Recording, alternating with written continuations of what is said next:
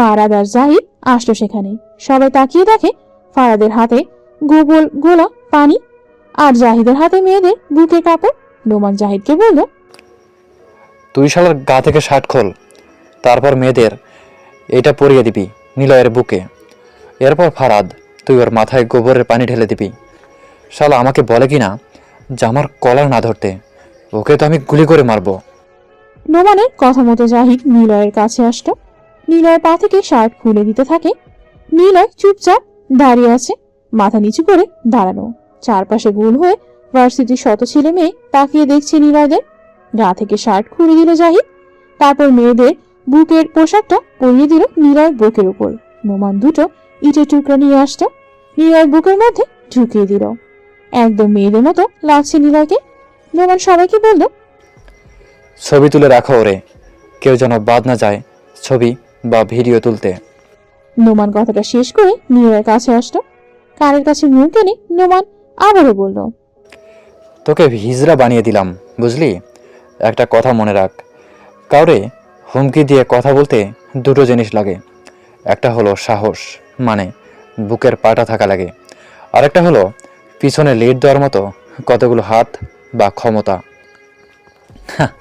তোর তো কোনোটাই নাই, তাই তোকে হিজড়া বানিয়ে দিলাম শালা। নিলয় নোমানের কথা শুনে মুচকি হাসল। ওর আমার হাসি দেখে নোমান আরো রেগে যায়। ফারাদের দিকে ইশারা করলো মাথায় গোবর সহ পানি ঢালতে। ঠিক তখনই সেখানে দৌড়ে রকি চলে আসলো। সোহাগের কাছে দাঁড়িয়ে বলল, ভাই, ও তো নতুন স্টুডেন্ট, মাত্র 2 দিন হলো এসেছে, আপনাদের নিয়মগুলো জানে না। এবারের মতো মাফ করে দেন তোকে। আমি কথা দিচ্ছি ওকে সবকিছু বুঝিয়ে বলবো। কখনো আপনাদের বিরুদ্ধে কথা তো দূর তাকাবেও না। প্লিজ ভাই, আমার বন্ধু হয়, অনেক ভালো। সোহাগ ফারাদকে থামতে বলে। ফারাদ থেমে যায়। নোমানের দিকে তাকিয়ে সোহাগ ভাই বলল, চলে আয়, ছাড় ওকে, পরে এটা নিয়ে বাবা যায়। চল ভাইয়েদের বাসায় মিটিং আছে, শেষ করতে হবে, ঝামেলা এখন করিস না। কিন্তু ভাই, চুপ কর, যা বললাম সেটা শোন, পরের বার কোনো বাধা দেব না। সোহাগদের কথা শুনে আর কেউ কিছুই বলল না নিলয়কে। ওরা বাইক নিয়ে সেখান থেকে চলে যায়। ভার্সিটির সবাই হাসছে নিলয়ের এমন পোশাক দেখে। রকি তাড়াতাড়ি নিলয়ের কাছে আসলো, গা থেকে মেয়েদের পোশাক খুলে শার্ট পরিয়ে দিল। ওখান থেকে টানতে টানতে নিয়ে আসলো ক্লাসে। রকি পরিস্থিতি সামাল দেওয়ার জন্য নিলয়কে নানা রকম প্রশ্ন করে। ওরা এরকমই, শুধু শুধু ওদের সাথে তুই কথা বলে পারবি না। যা হয়েছে বাদ দে। আচ্ছা, তোর বাসা কোথায় রে? কেন? আরে বন্ধু না আমরা, বল। থাক, সেসব শোনা লাগবে না। ওরা কি ভার্সিটির ভিপির লোক? বাদ দে ওসব, ওদের সামনে তেমন যাবে না। সবাই মজা নিচ্ছিল, তুই যে হেল্প করলি কেন? এমনি বন্ধু তো, তাই। ক্লাসের সবাই নিলয়ের দিকে হাসি মাখা দৃষ্টিতে তাকাচ্ছে। এটা তাচ্ছিল্যের হাসি। সবার ফোনে ফোনে এখন নিলয়ের ছবি, মেয়েদের পোশাক পরিয়ে তোলা হয়েছে। নিলয় স্যার আসার অপেক্ষা করছে। কিছু সময় পর স্যার আসলো। স্যারেরা কখনো ভিপির লোকদের কিছুই বলে না। কোনো স্যার যদি ভুলেও কিছু বলে তাহলে তাকে মেরে ফেলা হবে। এই জন্য নীরবে প্রতিনিয়ত নিলয়ের সাথে বাকিদের অত্যাচার সহ্য করতে হবে। স্যার ক্লাস শুরু করলেন। সবাই বেশ ক্লাসে মনোযোগী। নীলয় জানলা দিয়ে বাইরে তাকিয়ে দেখছে। মাহিকে আজ কোথাও দেখতে পাচ্ছে না। মেয়েটাকেও অনেক কাছের মনে হয়। স্যার পড়ানোর এক পর্যায়ে বলল, জ্ঞানই হলো শিক্ষা, নাকি শিক্ষাই হলো জ্ঞান? মোহিত স্যারের এমন হুটহাট প্রশ্নে মাইন্ডের মধ্যে অনেকের অনেক কিছুই ঘুরপাক খায়, কিন্তু কেউ যেন সঠিক জবাবটাই দিতে পারে না। উদ্ভট লাগে সব প্রশ্নগুলো ওদের কাছে। যথারীতি সবাই বোকার মতো বসে আছে, কিছুই বলছে না কেউ। স্যার নেহার দিকে তাকালো। নেহা বসা থেকে উঠে দাঁড়িয়ে বলা শুরু করে, স্যার, আমি মনে করি দুটি একে অপরের সাথে জড়িত। শিক্ষার মাঝেই তো জ্ঞান লুকিয়ে থাকে। একজন ব্যক্তি শিক্ষার মাঝে থেকে জ্ঞান অর্জন করে, তাই শিক্ষা আর জ্ঞান দুটোই একে অপরের সাথে জড়িত। ভালোই বলেছো। আর কেউ কি কিছু বলবে? স্যার, উনি যে ধারণাটা দিলেন সেটা ভুল। কারণ শিক্ষার মাঝে জ্ঞান লুকিয়ে থাকে, তাহলে যারা শিক্ষা গ্রহণ করেনি তারা কি জ্ঞানী না? বা তাদের মাঝে কি জ্ঞান নেই? আসলে স্যার, আমরা বলি লেখাপড়া করে মানুষ আসলে স্যার আমরা বলি লেখাপড়া করে মানুষের মতো মানুষ হও। কথাটা কিন্তু একদিক দিয়ে ভুল। কথাটা কি এমন হলে হতো না যে মানুষ হয়ে লেখাপড়া করো? আসলে কথাটি বললাম কারণ আমরা জন্মগ্রহণ করার পরে কি বিদ্যালয়ে আসি না। তাই প্রথমে পরিবার সমাজ হয়ে ওঠে আমাদের জন্য শিক্ষা জ্ঞান। এর থেকে যদি আমরা সঠিক শিক্ষা গ্রহণ করতে পারি এবং মানুষ হতে পারি তবে সেটা প্রকৃত শিক্ষা। বই বাদে মানুষ কিন্তু শিক্ষিত হয়, তার প্রমাণও বহুত আছে আমাদের সমাজে। নিলয় কথাগুলো বলে একটা বড় নিঃশ্বাস নিল। কথাগুলো বলে নেহার দিকে তাকালাম। সে আমার দিকে চোখ বড় বড় করে দেখছে। শুধু সে নয়, সবাই আমার দিকে তাকিয়ে আছে। তখনই স্যার বলল, গুড বাই। আমি তোমাকে কি ভাবছিলাম, আর তুমি তার বিপরীত। সত্যিই তুমি বেয়াদব না, ভালো ছেলে। স্যারের কথা শুনে নিলয় মুচকে হাসল। কোনো দিক না তাকিয়ে ও নিজের জায়গাতে বসল। পাশ থেকে রকি জানায়, অনেক সুন্দর করে কথা বলিস তুই, স্যার তোকে অনেক ভালো বলল। নিলয় স্যারের দিকে তাকিয়ে মনে মনে একাই বলল, আমি মোটেও গুড বয় না। আমার মতো খারাপ ছেলে আর পাবেন না, যার কোমরে থাকে সবসময় পিস্তল গজা, মানুষ মারতে হাত কাঁপে না। সে মোটেও গুড বয় না স্যার। নীলা চারপাশে তাকানোর ট্রাই করে, কিন্তু হঠাৎ সামনে বসা নেহা নামের মেয়েটির দিকে চোখ আটকে যায়। নেহা নীলয়ের দিকে অবাক হয়ে তাকিয়ে আছে। নেহা ভাবছে, কি একটা ছেলে, পোশাক দেখলে তো খুব রাগ হয়, ভাবটি অন্যরকম, কারোর সাথে কথা বলে না, তবে স্যারদের সাথে ঠিক কি সুন্দরভাবে কথা বলে, কেমন যেন একটা। ক্লাস শেষ করে আসতো। মাহি একা বসে আছে, ওর হাতে আজ ফুল নেই। নিলয় ওর কাছে যেয়ে বসতো। মাত্র 3 দিনে নিলয়ের সাথে মাহি বেশ সখ্যতা গড়ে উঠেছে। মাহিকে বলল, কি ব্যাপার, আজকে ফুল কোথায়? বিক্রি হয়ে গেছে? না, ফুল কিনছিলাম। ওইখানে আসা কয়েকটা ছেলে, ওই যে সকলে যারা শার্ট খুলে অপমান করলো না, ওরাই কেড়ে নিয়ে কষ্ট দিয়েছে। আমি টাকা চাইলাম, আমার টাকা না দিয়ে চর মারছে। আচ্ছা, চিন্তা করিস না, এই নে টাকা রাখ। টাকা রাখুম কেন? আর তুমি টাকা কই পাইলা? গায়ে তোমার পুরনো কাপড়, নিজে কেনার মতো টাকা তোমার নাই। নে ধর টাকা। মনে কর অগ্রিম তোর ভাবির লাইকা ফুল কেনার টাকা দিলাম। যেদিন হবে সেদিন তোকে আগে দাঁত করব, বুঝছিস? নিলয় কথাটা বলে মাহির থেকে উঠে চলে আসে। এক কাঁধে ব্যাগ ঝুলে ও হাঁটা শুরু করলো। হঠাৎ নিলয় শুনতে পায় কে যেন মেয়েরই কণ্ঠে তার নাম ধরে ডাকছে। নিলয়, এই যে নিলয়। নেহাই তাকে ডাকছে। নিলয় থেমে ঘুরে দাঁড়ায়। নেহা কাছে এসে বলল, sorry. It's okay, bye. Niloy আর কোনো কথা বলল না, নেহার দিকে একবারও তাকালো না। নেহা আরো কিছু বলার চেষ্টা করলো, কিন্তু নিলয় সেসব না শুনে নেহার কাছ থেকে চলে আসলো। নিলয় একটু দূরে এসে ঘুরে তাকালো। সে দেখে নেহা নিলয়ের দিকে চোখ বড় বড় করেই তাকিয়ে আছে। নিলয় মুচকি হাসলো, এরপর হনহন করে সেখান থেকে চলে আসে। সোহাগ, নোমান, জাহিদ, ফারাদ আরো অনেক ছেলে ইউনিভার্সিটির ভিপি বাড়ির মধ্যে দাঁড়িয়ে আছে। রিফাত ওনার নাম। রিফাতের জন্য সবাই অপেক্ষা করছে। বেশ কিছু সময় পর রিফাত আসলো। রিফাতকে দেখে সবাই সালাম দিয়ে উঠে দাঁড়ায়। রিফাত ইশারায় সালামের উত্তর জানায়। সামনে ভিপি নির্বাচন, এখন ঝামেলা বাদ দে, কোনো প্রকার কারোর সাথে ঝামেলা করবি না। ভোট কমুক, এটা কিন্তু আমি চাই না। এইটা এদেরকে বোঝাও, নতুন একটা হাবাগোবা ছেলে আসছে ভার্সিটিতে, তার সাথে এরা ঝামেলা শুরু করে দিয়েছে, র্যাক করছে। এসব কি নোমান? আপাতত এসব কিছু বন্ধ থাকবে। ভাই, ছেলেটা হাবাগোবা দেখলেও কথার ধরন আমার কাছে অন্যরকম লাগছিল। বাদ দে সব, আমি আছি অন্যরকম একটি চিন্তায়। জানি না সে আসবে নাকি এসে গেছে শহরে। কার কথা বলছেন ভাই? চিনবি না তোরা, পুরো দেশ তাকে ভয় পায়, সে তার মতো করে থাকে। ছাড় এসব, কাজে মন দে। রিফাত ভাইয়ের কথা শুনে কেউ আর প্রশ্ন করলো না কিছু। সবকিছু ওদের মাথার উপর দিয়ে গেল। রিফাত হলো গত 10 বছর ধরে ঢাকা ইউনিভার্সিটির বিবি পদে রাজত্ব করে যাচ্ছে। প্রতিদ্বন্দ্বী বলতে কেউ নেই, নেই বললে ভুল হবে, আছে অনেকে, কিন্তু কারো সাহস হয় না রিফাতের বিরুদ্ধে বিপি পদে দাঁড়াবে। যেই দাঁড়ায় না কেন বিপির লোকেরা তাকে মেরে দেয়। এই যে ছেলে, নিলয় ভার্সিটিতে আসে। আজকে বিপির লোকদের দেখতে পেল না ও। নিলয় আর চোখে সব দিকে তাকালো, কাউকেই সে খুঁজে পেল না। নিলয় একা একা হাঁটছে। মাহি দৌড়ে আসে নিলয়ের পাশে। মাহি নিলয়কে দেখে বলল, ভাইয়া, আমি বলেছিলাম না ওরা আসলে লুকিয়ে যেতে, না হয় ওদের মতো করে কথা শুনতে। যদি দুটোর যে কোনো একটা করলে ওরা তোমাকে পচাতো না। আচ্ছা বাদ দে, বড় কলেজে এরকমটা হয়ে থাকে। তুমি ওদের কিছুই বলনি কেন? এমনিতেই আমি তো দুর্বল। কিন্তু তোমার শরীর দেখা তোমাকে দুর্বল মনে হয়নি, যেন মনে হচ্ছিল তুমি কোনো এক ওই যে মারামারি করে না, কি যেন নাম? রেসলারদের মতো, তাই তো? নিলয় মুচকি হাসলো। মাহি আর কিছুই বলল না। নিলয় আনমনে হেঁটেই যাচ্ছে। ক্লাসের কাছাকাছি আসার পর নেহা তাকে ডাকলো। নিলয় ঘুরে তাকায়। নেহা বলল, আপনি তো খুব বেয়াদব।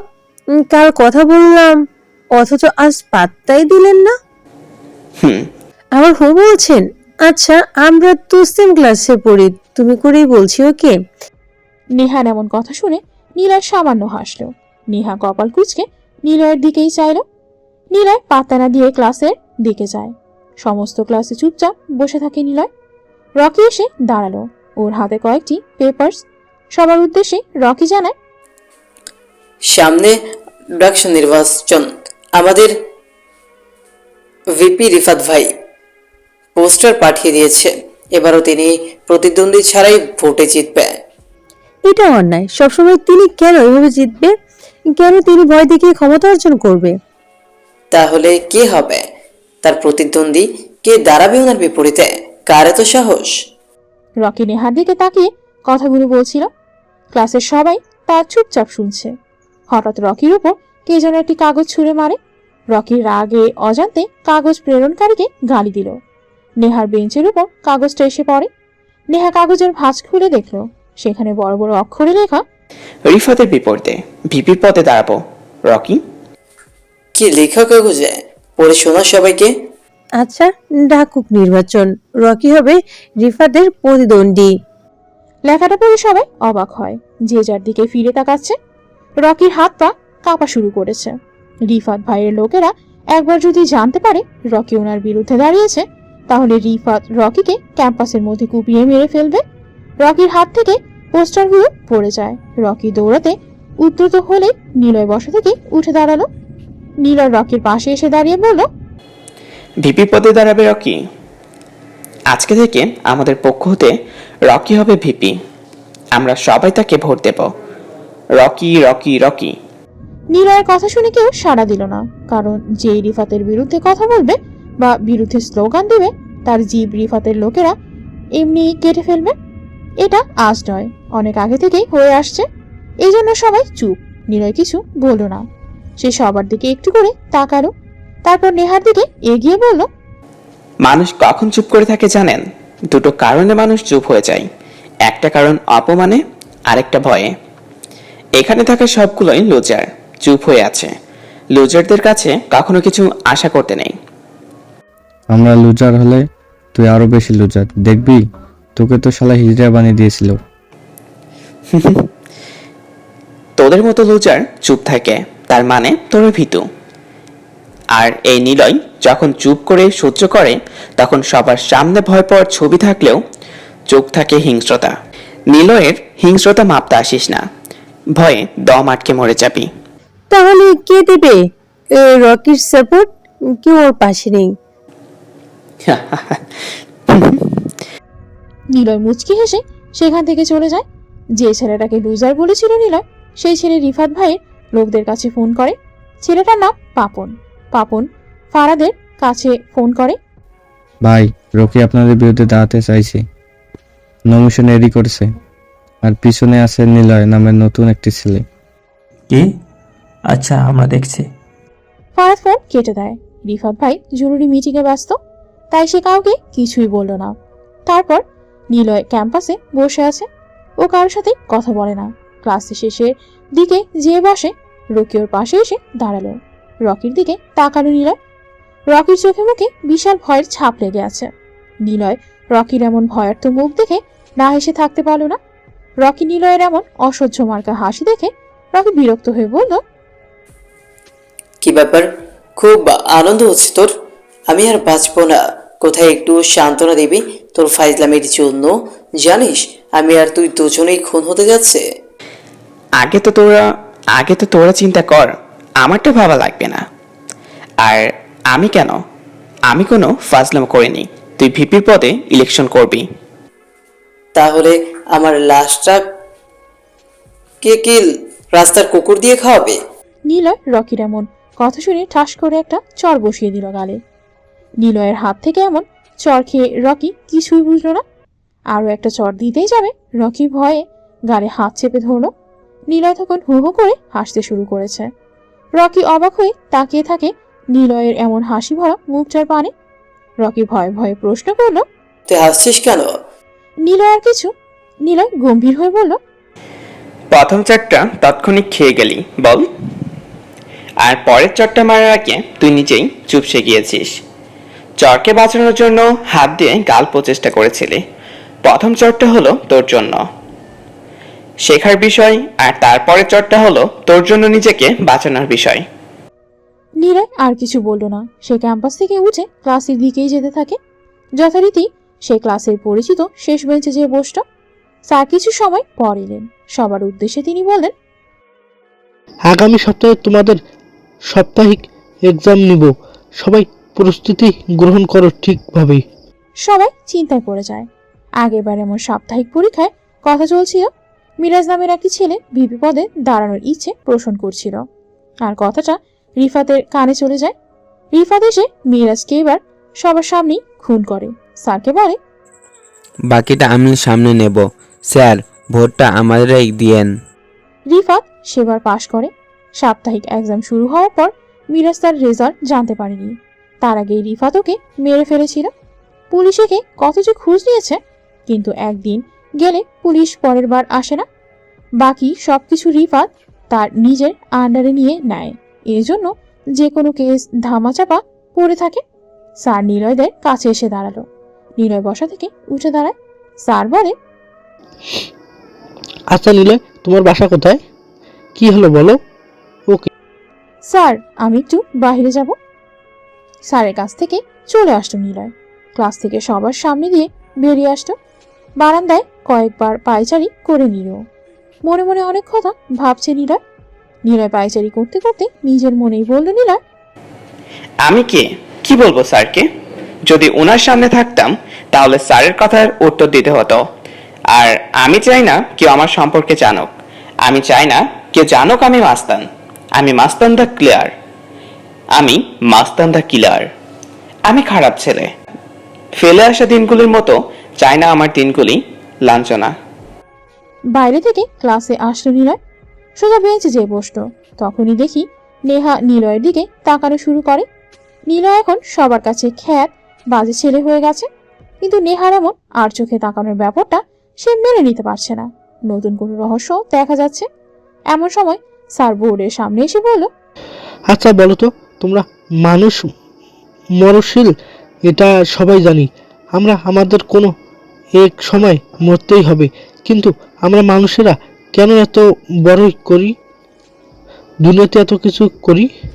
স্যারের কথা শুনে পুরো ক্লাস নীরব হয়ে যায়। রকি নিলয়ের দিকে ইশারায় তাকিয়ে বলে, তুই বল, স্যার তোর কথাই শুনতে চাইছে। নিলয় রকির কথা শুনে মুচকি হাসল। স্যারের প্রশ্ন শুনে ক্লাসের অনেকেরই অনেক রকম করে উত্তর দিতে থাকে। স্যার কারোরা গ্রহণ করেছে, আবার করছে না। নিলয় বসে বসে সবকিছু দেখছে। রকি হঠাৎ করে উঠে দাঁড়ালো। স্যারের দিকে তাকিয়ে সে বলল, স্যার নেহা তো ফার্স্ট গার্ল, তাই আমরা ওর কাছ থেকেই জানতে চাচ্ছি। Yes sir. সবাই একসাথে। নেহা উঠে দাঁড়িয়ে বলা শুরু করলো, স্যার আমরা সবাই জানি জন্মালেই মরিতে হবে, কিন্তু মানুষ এটা ভুলে যায় তার সমাজের কুব্যবস্থার মধ্যে পড়ে। মানুষ ভুলে যায় তার অবস্থানকে, তাই তারা দুনিয়ায় মায়াতে পড়ে সব ভুলে যায়। আর কেউ বলবে? স্যারের কথা শুনে কোনো স্টুডেন্ট আর কিছু বলল না। তখনই সবাই দেখে পিছন থেকে কে যেন হাত তুলেছে। রকি নিলয়ের হাতটা তুলে ধরলো। নিলয় হাবার মতো একবার রকির দিকে আরেকবার পুরো ক্লাসের দিকে তাকায়, কিন্তু স্যার তখনই বলল। নিলয় তুমি বলো। নিলয় বসা থেকে উঠে দাঁড়ালো।